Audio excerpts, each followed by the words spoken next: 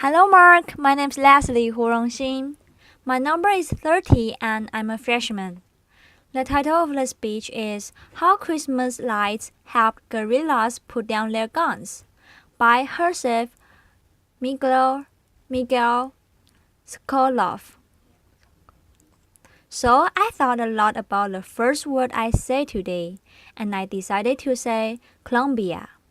And the reason, I don't know how many of you have visited Colombia, but Colombia is just north of the border with Brazil. It's a beautiful country with extraordinary people like me and others, laughter. And it's populated with incredible fauna, flora. It's got water, it's got everything to be the perfect place. But we have a few problems. You may have heard of some of them. We have the oldest standing gorilla in the world. It's been around for over 50 years, which means that in my lifetime, I have never lived one day of peace in my country. This gorilla and the main group is the FARC guerrillas, Revolutionary Armed Forces of Colombia. They have financed their war by kidnapping, by extortion, by getting into the drug trade, by illegal mining. There has been terrorism.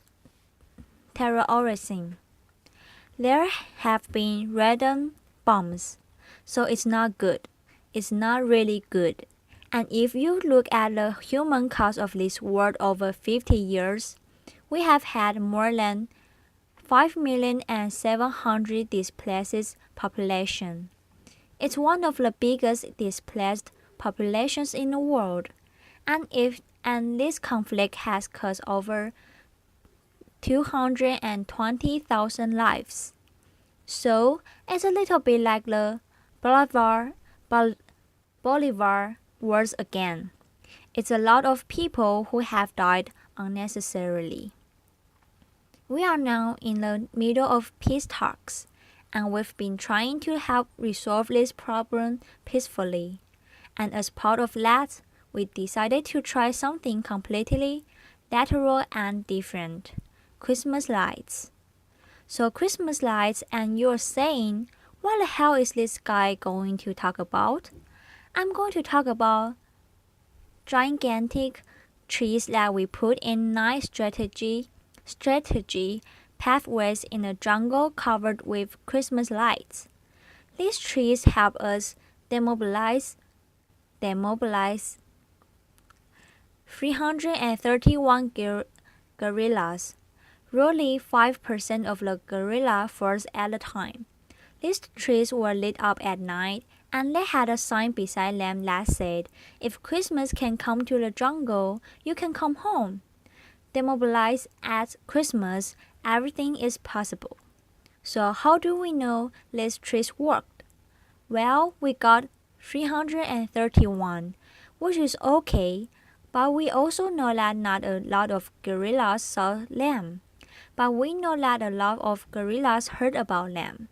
And we know this because we are constantly talking to demobilized guerrillas. So let me take you back 4 years before the trees. 4 years before the trees, we were approached by the government to help them come up with a communication strategy to get as many guerrillas as we could out of the jungle.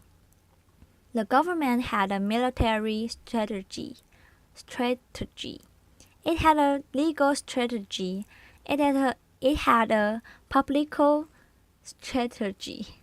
But it said, we don't really have a communication strategy, and it probably would be a good thing to have. So we decided to immediately jump into this because it is an opportunity to affect the outcome of the conflict with the things that we do, with the tools that we have. But we didn't know very much about it. We didn't understand in Colombia. If you live in the cities, you're very far away from where the war is actually happening, so you don't really understand it. And we asked the government to give us access to as many demobilized gorillas as possible. And we talked to about 60 of them before we felt we fully understood the problem. We talked about. They told us why they had joined the gorillas, why they left the gorillas, what their dreams were, what their frustrations were, and from those conversations came the underlying insight that has guided this whole campaign, which is that gorillas are as much prisoners of their organizations as the people they hold hostage. At the beginning, we were so touched by these stories. We were so amazed by these stories that we thought that maybe the best way to talk to the gorillas was to have them talk to themselves. So we recorded about 100 different stories during the first year, and we put them on the radio and television so that the gorillas in the jungle could hear stories, their stories, or stories similar to theirs. And when they heard them, they decided to go out. I want to tell you one of these stories. This person you see here is Giovanni Andres. Giovanni Andres is 25 when we took that picture. He had been 7 years in the gorilla, and he had demobilized very recently. His story is the following. He was recruited when he was 17, and sometime later, in his squadron, if you will, this beautiful girl was recruited, and they fell in love. Their conversations were about what their family was going to be like, what their kids' names will be, how their life will be when they left the gorilla. But it turns out that love is very strictly forbidden in the lower ranks of the gorilla. So their romance was discovered, and they were separated. He was sent very far away, and she was left behind. She was very familiar with the territory. So one night, when she was on guard, she just left, and she went to the army. She demobilized, and she was one of the persons that we had the fortune to talk to. And we were really touched by this story.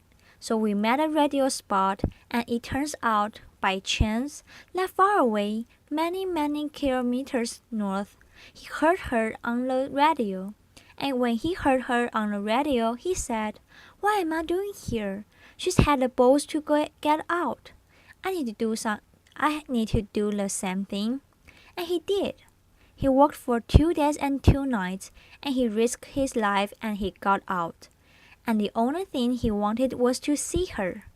The only thing that was in his mind was to see her. The story was they did meet. I know you're wondering if they did meet. They did meet.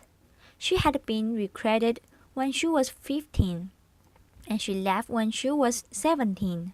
So there were a lot of other complications, but they did eventually meet. I don't know if they're together now, but I can find out. Laughter. But what I can tell you is that our radio strategy was working. The problem is that it was working in the lower ranks of the gorilla. It was not working with the commanders, the people that are more difficult to replace, because you can easily recruit but you can't get the older commanders. So we thought, well, we'll use the same strategy. We'll have commanders talking to commanders, and we even went as far as asking ex-commanders of the guerrilla to fly on helicopters with microphones, telling the people that used to fight with them, "There's a better life out there. I'm doing good. This is not worth it." Act.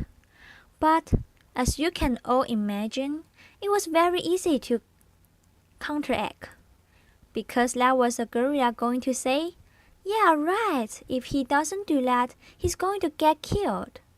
So it was easy, so we were suddenly left with nothing, because the guerrilla were spreading the word that all of those things are done because if they don't do it, they're in danger. And some brilliant person in our team, came back and said, "You know what I noticed? I noticed that around Christmas time, there have been peaks of demobilization since this war has started." And that was incredible, because that led us to think that we needed to talk to the human being and not to the soldiers. We need to step away from talking from government to army, from army to army, and we needed to talk about the universal values, and we needed to talk about humanity. And that was when the Christmas tree happened.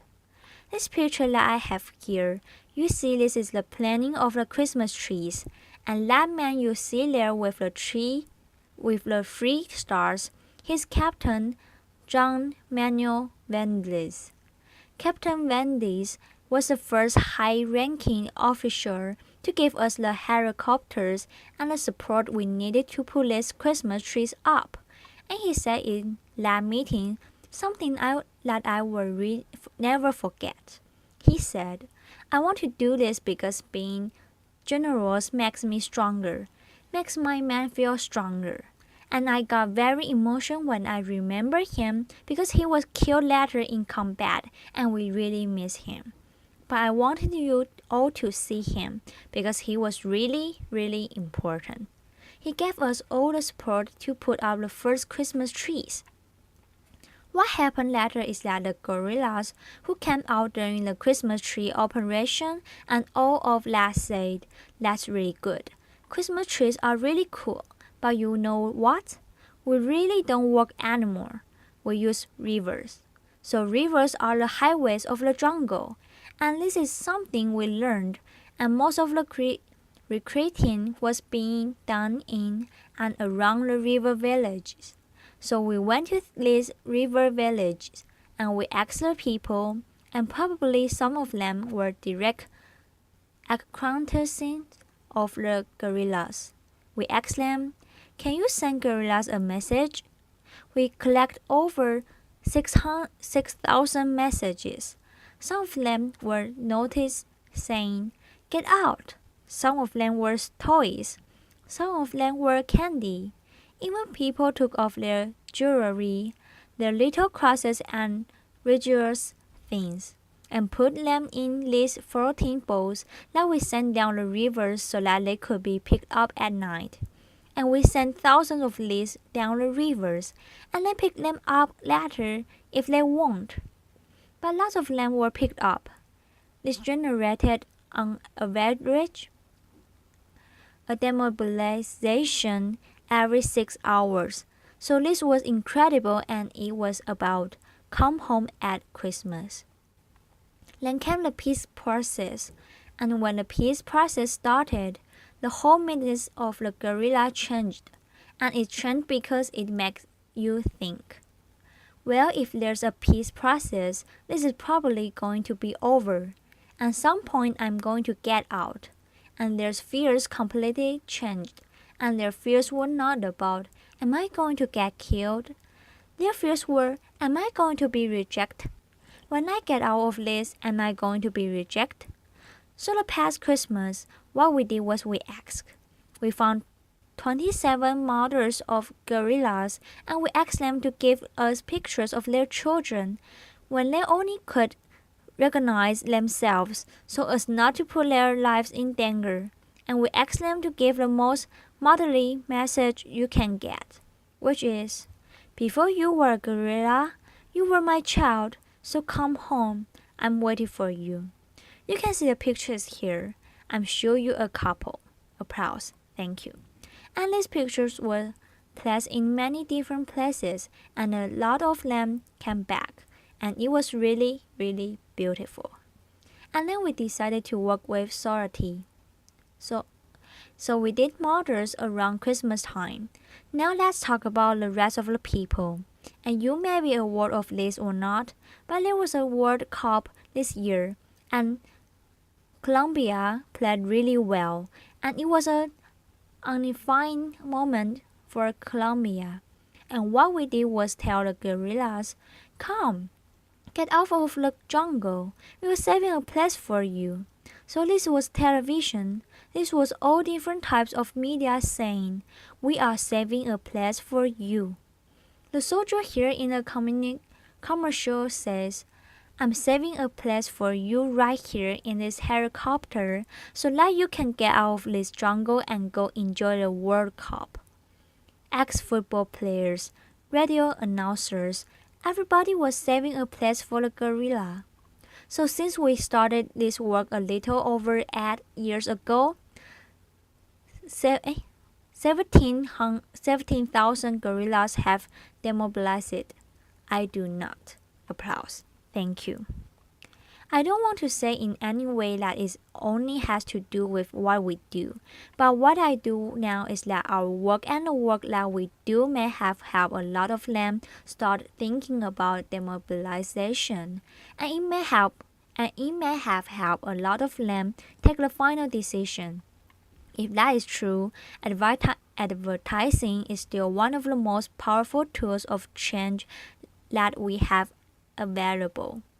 And I speak not only my behalf, but on behalf of all the colleges I see here who work in advertising, and of all the team that has worked with me to do this, that if you want to change the world, or if you want to achieve peace, please call us.